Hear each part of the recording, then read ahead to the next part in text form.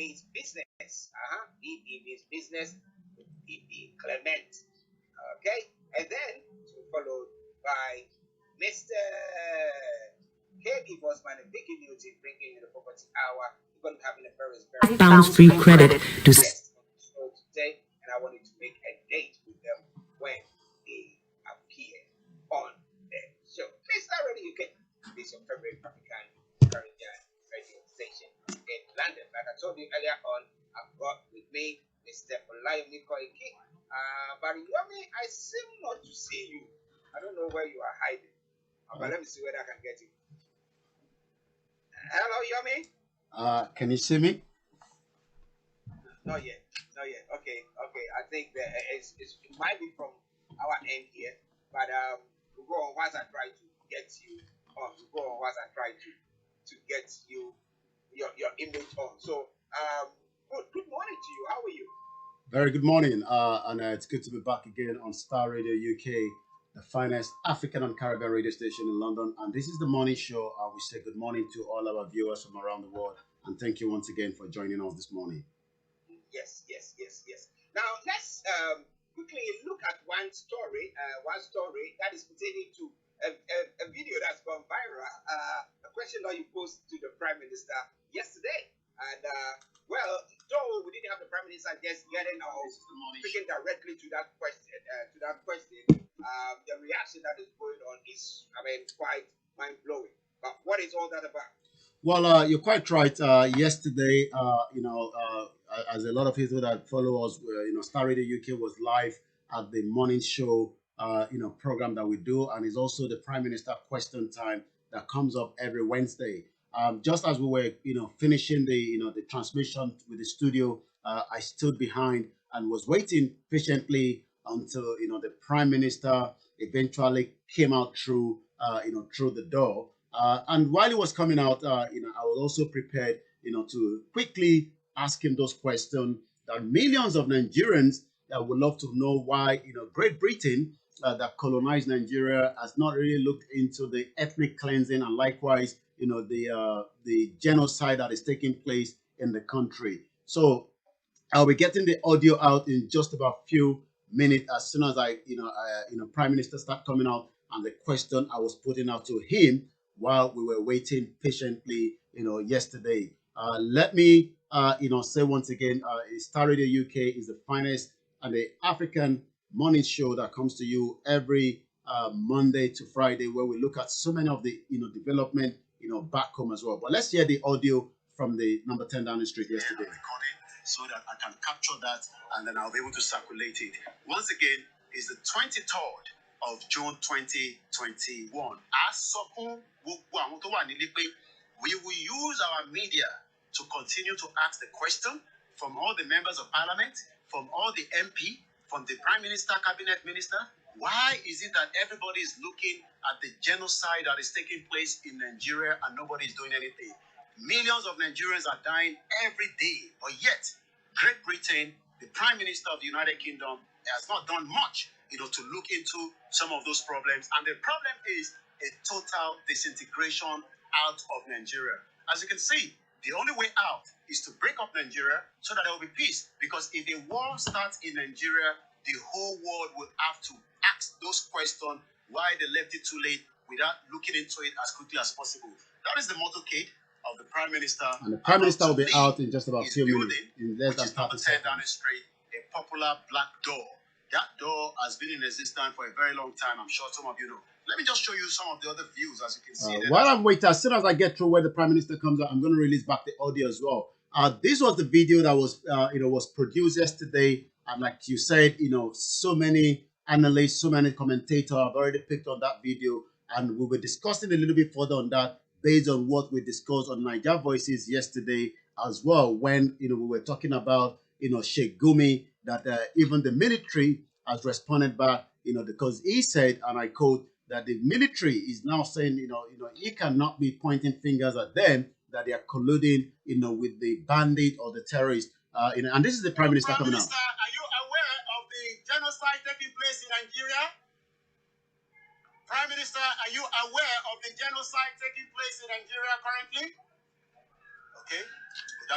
Okay, and that was the two questions put out to the Prime Minister Boris Johnson yesterday, and I come back now straight to you in the studio. Yes, listeners, Mr. Olayomi Koiki bringing you some update from yesterday's reportage. Johnson yesterday, and I come number 10 Downing Street, where he reported from. But at the moment, in our North Studios in London, we are going to go back to Yomi. We want to take a quick break. We try to get your image on. We might cut the line and then record and call you back. So hold on, bear with us, listeners, wherever you are. Thank you very much.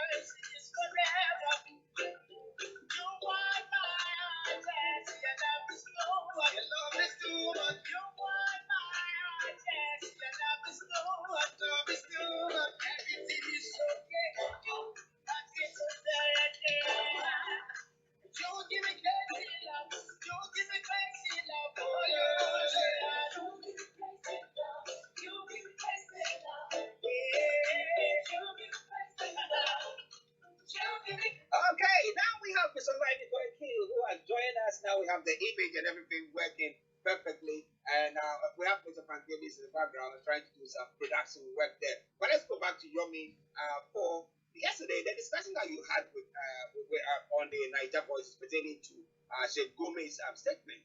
Now, first of all, let me ask the question. How true is that statement? You know, there's a saying in the Ghanaian parlance that if somebody comes from, if a crocodile comes from underneath the river or the sea to come and tell you that what is the other one? The alligator is dead, you don't doubt it because they all live underneath there. So, how credible is Sheikh Gumi's statement? Well, Sheikh Gumi is someone that is well known within the Nigerian community, and he's based in Kaduna. I was doing a bit of a background check on him yesterday, and he was born also October 1st, 1960, just as Nigeria was approaching that independence as well. So he's also a former captain within the Nigerian military academy. So he's someone that definitely knows it in and out when it comes to the security architect, if you want to put it that way. But the reason why he has become more popular is because of his relationship with the bandit. And when I say his relationship, he has become the middleman, the go-to man to speak to on behalf of the of the bandit and also the government. Some of his utterances has become a little bit more concerned, and I've just picked up another one. Gumi says intertribal war is going on in Nigeria, and this is, I think, where that report that we're picking up this morning. Gumi says intertribal war is going on in Nigeria, and he's also accusing the government of taking side. So, I mean, a lot of Nigerians listening this morning will wonder, what side is it talking about? Is it the side of the bandit or the side of the government taking side of the people in the southeast that have become more crime? And that is why I put out a question to the Prime Minister yesterday regarding the genocide taking place, because there is genocide taking place. It is just not now. It's been going on for decades, and nobody seems to be listening, to the voices of Nigerians back home. Gumi said this, during the interview that was granted yesterday on one of the mainstream media. He argued that the government he urged the government to adopt a neutral stance in the ongoing conflict between various ethnic nationalities across the country. This is a tribal war going on, and with the government taking one side, if you come across to the other side, listen to their grievances and understand their agitations, government can easily, in every short term, cure this problem we are having now. So does it mean that the bandits also have grievances? That is why they are kidnapping millions of Nigerians. They are killing so many Nigerians. Mr. Archie, I saw a picture of young children from one of the schools in the southwest in Ogun State, butchered to death. Not one, not two, not three. And it's just really unfortunate the situation happening in Nigeria as we speak right now. Let me come back to you again in the studio. A very, very sad story when it comes to people losing their lives. They are innocent people. They are not in the, I mean, they are not part of the military. They're not part of the government or whoever is ruling the country at the moment. But when actions or inactions is taking place, these people are the ones who suffer. But it is Starr Radio UK. But the Nigerian army is lambasting Sheikh Gumi. Why are they lambasting him? Because if there's the truth, that's why I was asking how credible he is. And you talked about everything. Now, so we can say that he's somebody who knows, I mean, military, he knows detail into security. And therefore, if you say that, wait, I can tell you that this person has been involved or this group of people are involved in it, then there's that credibility. Well, now, it's not the first time that accusation and finger pointing to Nigerian security or the Nigerian army. It's not the first time, so it's not just about, Gumi, pointing finger as to the atrocity committed, by the Nigerian military and the bias, between the Nigerian military and the bandits or the security, in general. So, but he has also highlighted that let's remember that bandits, had a good relationship, as we can say, being the the spokesman or the middleman to go to. I'm talking about Gumi now. So he must have had few things spoken about it. Let's also remind ourselves about Dr. Obadia, Malafia Obadia, the former deputy governor of the central bank, that categorically say he's a PhD holder and he knows what he's talking about. So it's not just somebody now saying that the military are kind of taking side as against the situation or being colluding with the with the bandit or the insurgency in Nigeria, but evidence based have shown that in the past as well. Okay, listen to Starr Radio UK, Mr. Olayomi Koiki in the North London studios, and Archie, Mr. Frank Davies, and here in the studios in Croydon, and we'll be having Kojo D also joining us. But if you are listening to us, I want you to help me on this front on this question: genocide. Will you describe what is happening in Nigeria at the moment as genocide? If you are listening to us, will you describe it as genocide? And if it is, what action do you think that the international community have to take to help curb it or? Okay, so let us hear that. But let's go back to Yomi for the other updates from Nigeria. Over to you. Well, once again, this is Starr Radio UK, 11/22, 24th of June, 2021. And remember to continue to subscribe on all our different platforms. And the best way to listen to us is to also download our apps on the iOS or the Android for those of you, that are following us. I picked up a story that I want to start off with this morning. And that is under Buhari's, Nigerian economy to lose 10 years gain, according to the World Bank. When you look at the situation on ground, I was watching a video that was posted yesterday, and this was again in the southwest of the country, in Surulere, that you could call the heart of the country, where now so many Yorubas that lives in that particular area, which I know, are now queuing every day from that information and the evidence of the video, queuing for food to be given to them. There's nothing wrong if we have donors that are just like we have it here in UK. But Nigeria now got to that stage that the poverty has now really kicked in. So let's look at what World Bank is saying. The World Bank report says that Nigeria under President Muhammadu Buhari will lose the economic gains it made in the last decade at the end of 2021. So that means by the end of this year, Nigerian GDP is likely to approach its 2010 level. This is reversing a full decade of economic growth, the bank in its new report. The World Bank projection comes as Nigeria strives to recover from the multiple recession that hit the country in 2016 and 2020. This is quite alarming. I've not watched the video, but one of our followers spoke to me that the finance minister was interviewed on the BBC App Talk, and I'll have to go and watch that video. But from what the individual says, some of the questions that was put to the finance minister, she was unable to answer those questions, during that interview, that was granted to her on the, on that particular program that was aired, I guess, yesterday. A lot of diaspora then have to kick in, in terms of the support to their loved ones at home, so that their loved ones does not go into the abject poverty that Nigeria has become. But I'm now looking at some of the other headlines before I come back again to you in the studio, because when we talk about the economy, definitely the COVID has also had a big impact on that.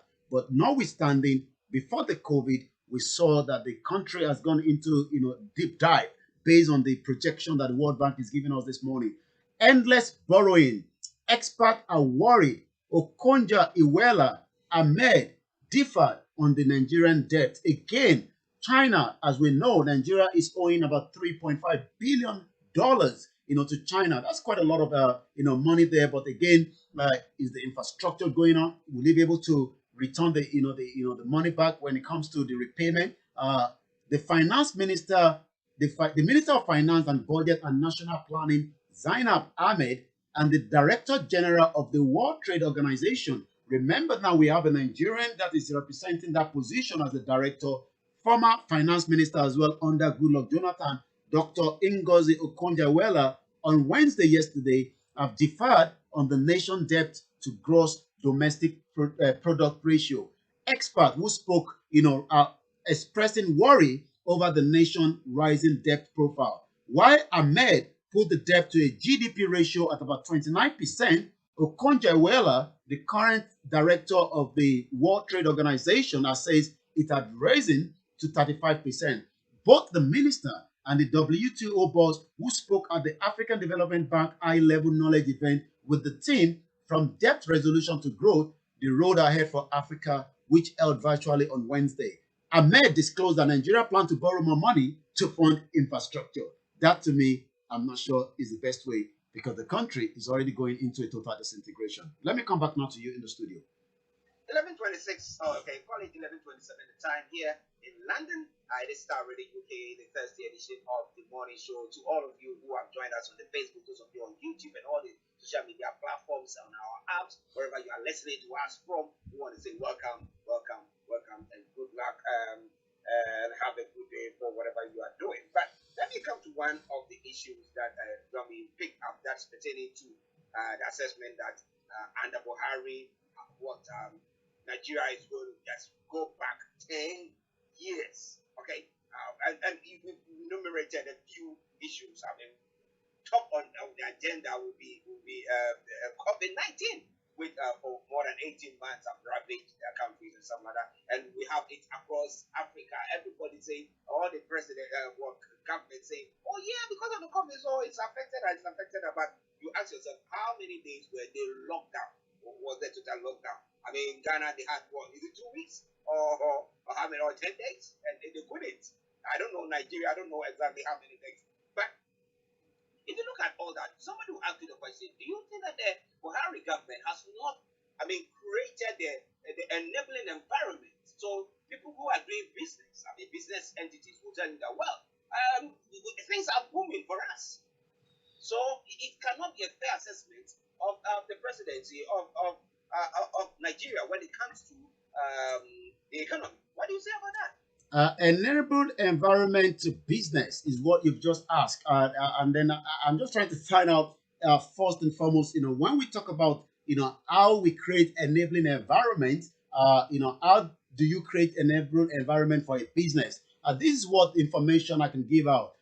Is for I'm going to be pointing out, and I'm sure those of our listeners from different platforms, we're also relaying that here from the other side here, and I'll be picking some of the comment later on. When you talk about the enabling environment that you talked about, provision of credit facility at favorable rate, that's number one. Ensuring political stability and goodwill, number two. Number three, training and educating the population to create a pool of skilled manpower, that's number three. Then number four, marketing of the final product of the producer.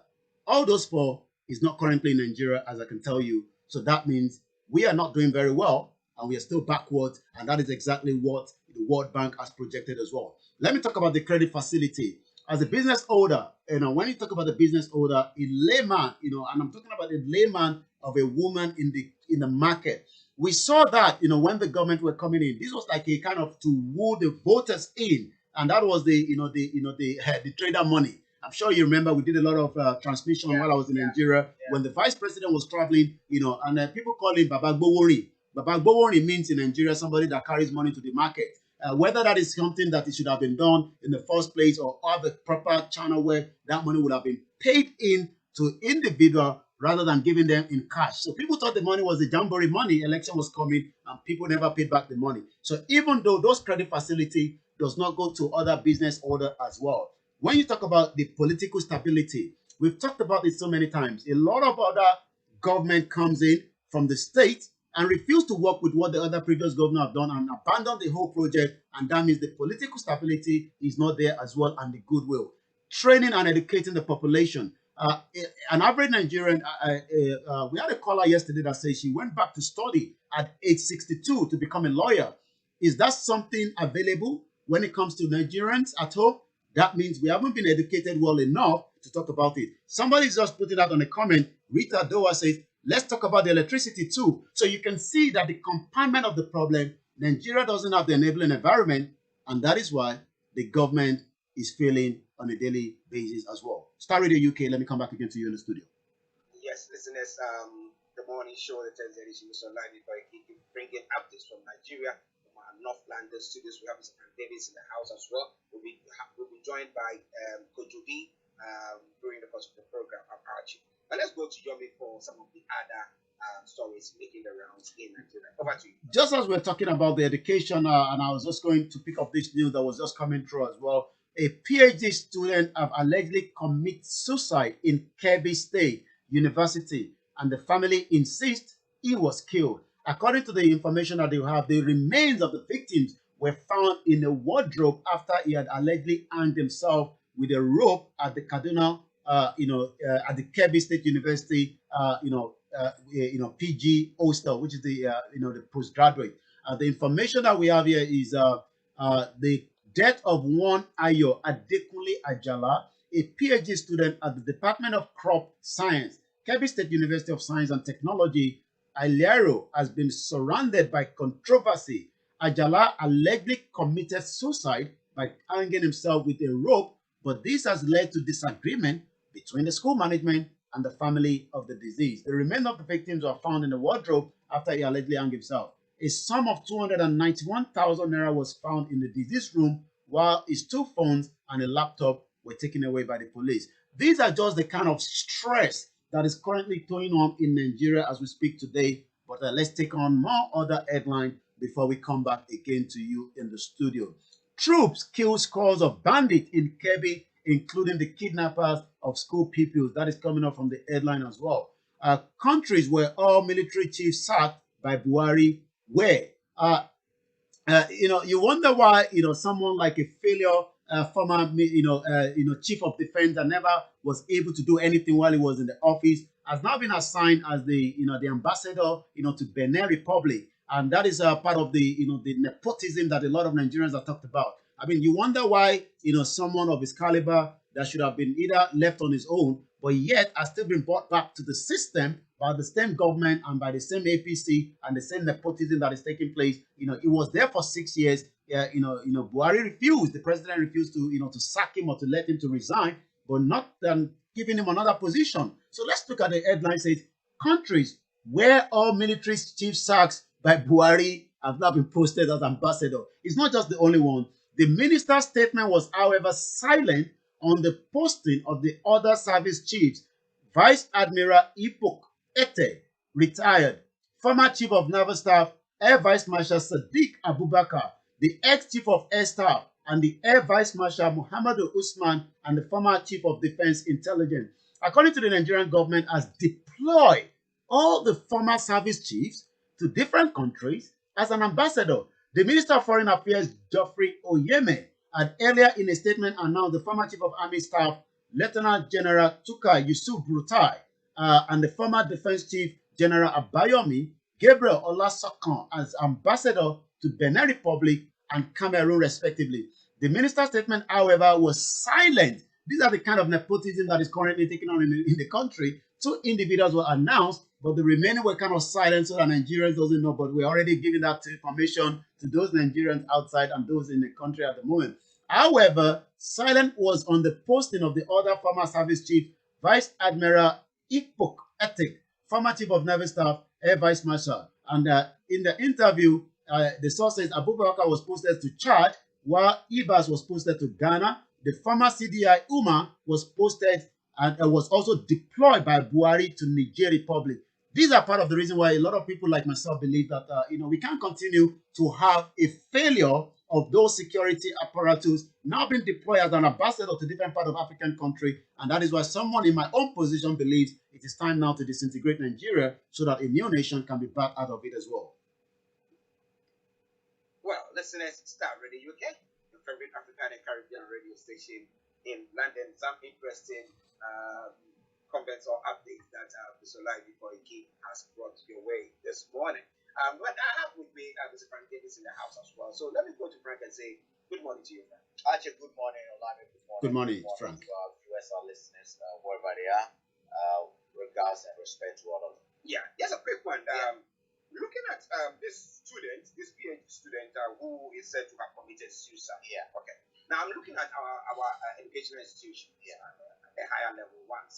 Do we still have counseling departments there where people can go to?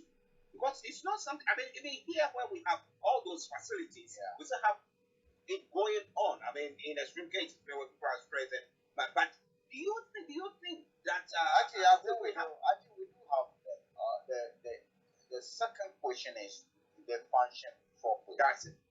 So you have them as the counseling placement department, and most of these universities, the way they were designed, you hear the word counseling placement department. I mean, there's a placement, whether they place in the job market, traineeship, apprenticeship. So that word, that department, counseling and placement, but we know the placement department is dead and gone, although it's still alive in it. Now the counseling side, I do not recall ever assessing the counseling and placement when I was. And the only time I did was because they had invited me after I've completed. I was in my final year. Yeah. They had invited me because someone had told them about certain things I was doing some university student.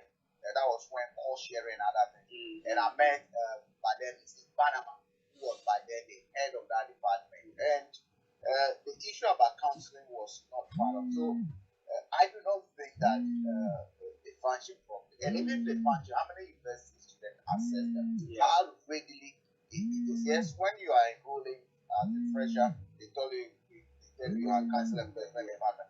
It is part of your responsibility as well to be able to take effort not only to blame the head of departments and to blame those people that they are not. The office might be there to ask whether the students access. And even if you do the one event, that's another question. Another question. So counseling placement, one would have expected that probably they are found psychologists and others that are able to help us. But that is second thing. That is the first. The second thing is, I think the issue about suicide and people killing themselves, I think the media, and even we as individuals are quick in pronouncing judgment and pronouncing and accepting certain causes of life. Yeah. If you look at the spate of killings or death that recently we witnessed among, especially take Ghana for example, the police. Yeah. We all committed suicide. I love watching investigating a series. Yeah. And one of my favorites is when this NCI for investigating murders. Yeah. Most of it, you will see that murders have been staged as suicide. Yeah. Okay? Yeah. Murders have been staged as suicide. Someone locked himself up in a wardrobe, committed suicide, locked himself up, a grown-up man. I want to see the wardrobe. And I want to see how big that metal in that student wardrobe is for him to have been able Hang to himself hang on it himself over there. for him to lose his Actually, life. we know the height of a wardrobe. Yeah. And hang I himself. was looking, I was imagining, is it a big? How long the rope from the loose Yeah. the wood Yeah. from his leg? Yeah. I mean, his trousers will be as long as the Mazda. I can't just imagine. So we went to a conclusion and said, "Oh, suicide."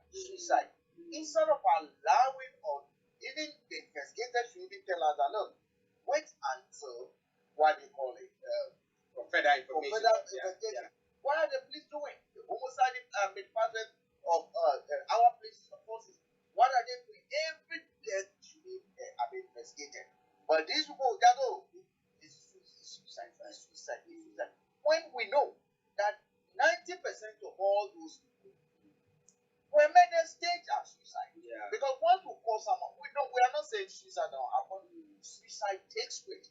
But actually, at the point that when someone they commit suicide, when they lost hope, right? This is a PhD student.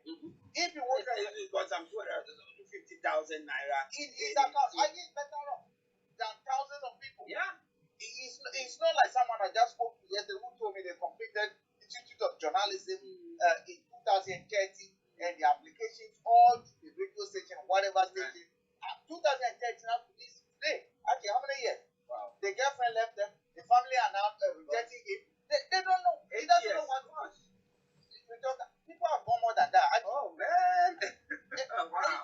So he is still in school. And then if not, the worst he can become is to become a teacher, a lecturer. Yeah. Are you getting? So there's a glimmer of hope there for you. Over there. So to just tell me that such a person is writing off suicide, it is no, I don't accept it. I don't accept that. Okay. Let me ask you, Yomi. Yeah. Do you think that the students in this let's say Kebbi State that cited this incident from do they assess the department, the counseling and the placing department? Do they? I think we seem to forget that Nigeria is a different thing entirely. Yes, I mean it might be easy for a student in the London Metropolitan University to have access to such thing, but not in Nigeria today because those facilities, like Frank says, even if they're there, there might not be in any kind of functioning at all. Not that we haven't got trained psychologists in Nigeria or trained people to be able to handle those sector. But in a situation where staff are not paid, who is going to be paying those, services? And this part of the reason why, yes, it might have been part of the university, structure when they were building that university, but is it functioning? I can tell you categorically that will be no. Okay, listen to Starr Radio. Now let's look at this other story before we move on. Now we're talking about appointment of the service chiefs as ambassadors to various West African countries, and people are angry about it. Actually, it's part of the problem with this South Africans. And this is not it's not a unique situation to Nigeria. Now you look at the role of an ambassador, what an ambassador is supposed to do. In diplomatic terms, an ambassador represents the head of state in that country. Yeah.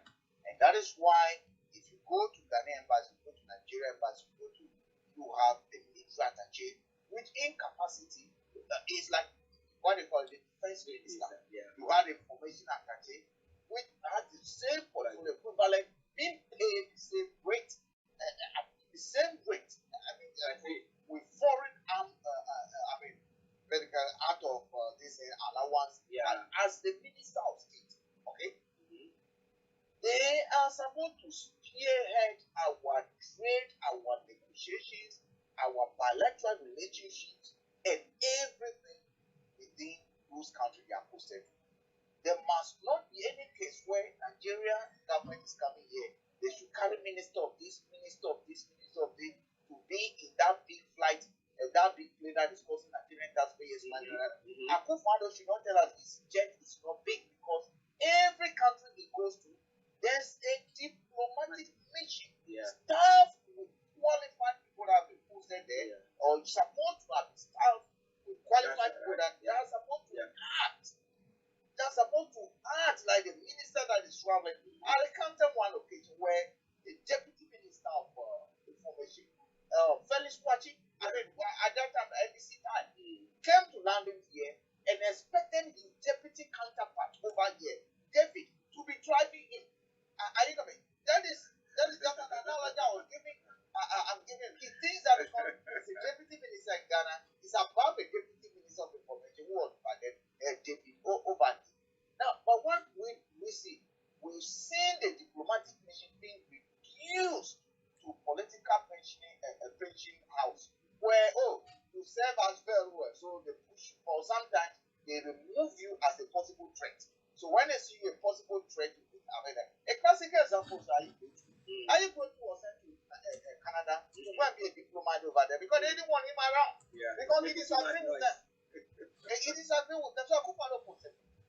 these people you see over there, retired general, the question is, what are they going to do that will not to the benefit of Nigerians?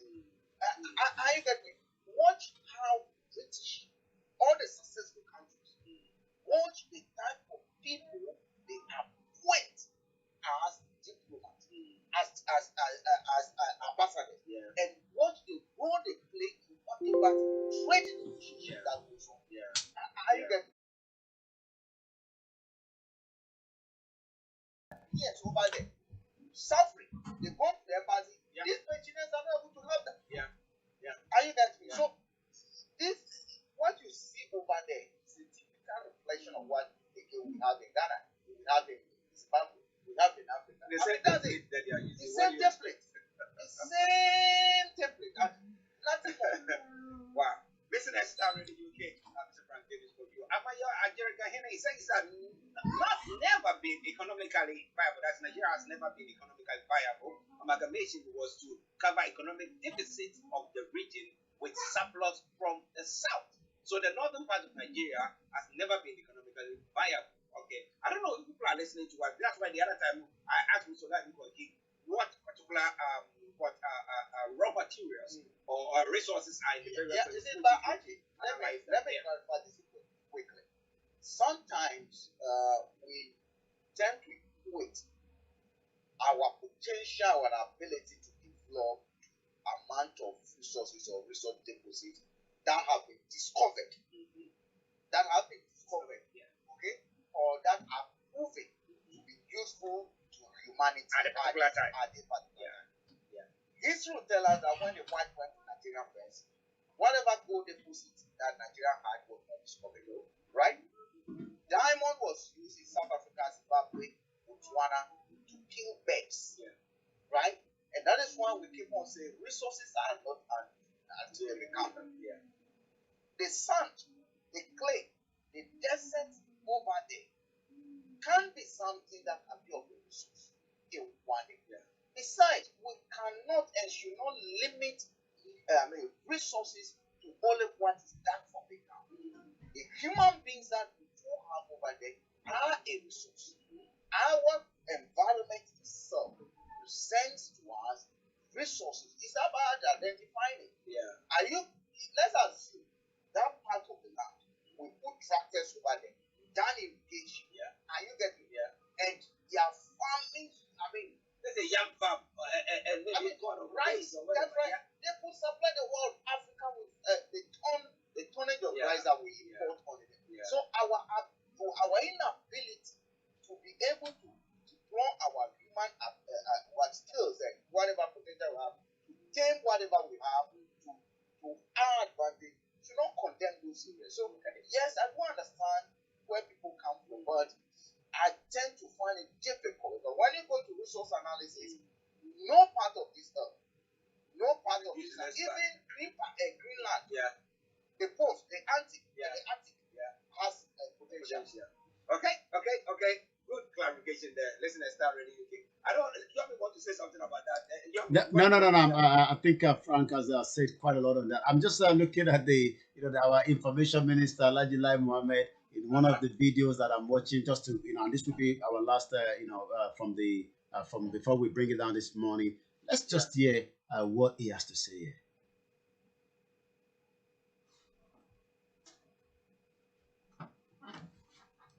Just bear with me there. I think I picked on something else, but let's see if I can get that video back quickly. This was Olayomi Mohammed voice. Advice to anybody using VPN is to stop it, because when you use VPN, it exposes your entire data, including your bank accounts. No, I'm serious. So please, if you're using VPN and you think we are hurting Mohammed, we are hurting yourself. Okay, I'm not sure. Was the sound of filtering through because of the sound?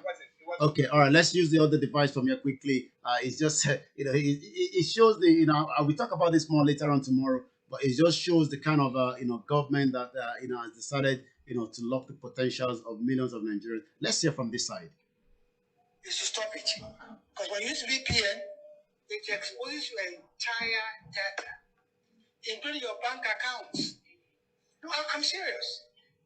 So please, if you're using VPN and you think you're hurting anyone, you're hurting yourself.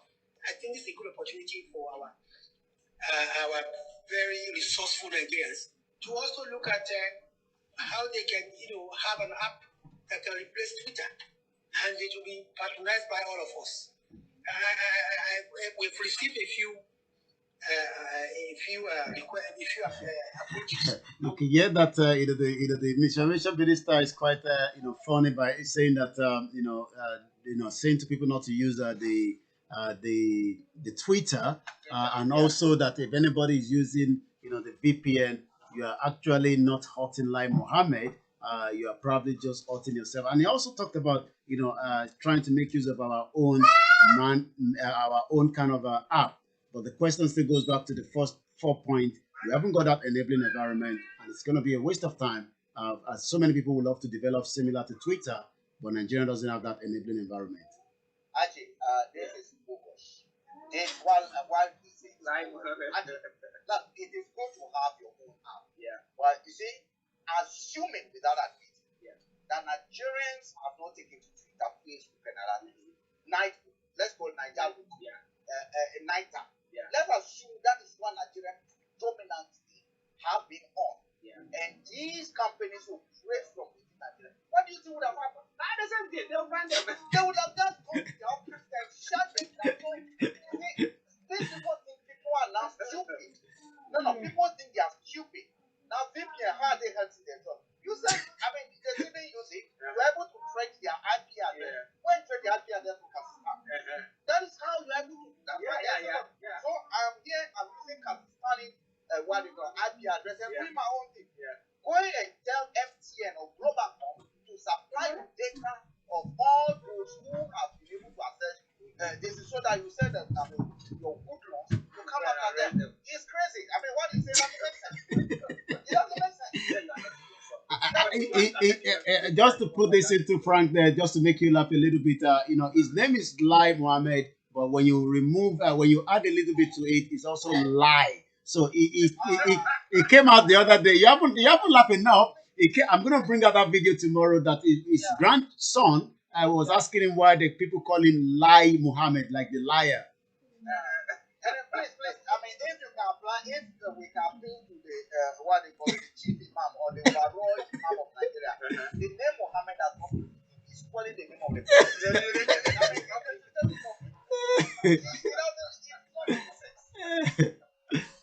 Well, let's start already. Okay, we're going to be running up with Olayomi Koiki's updates. Okay, Yomi, before we go.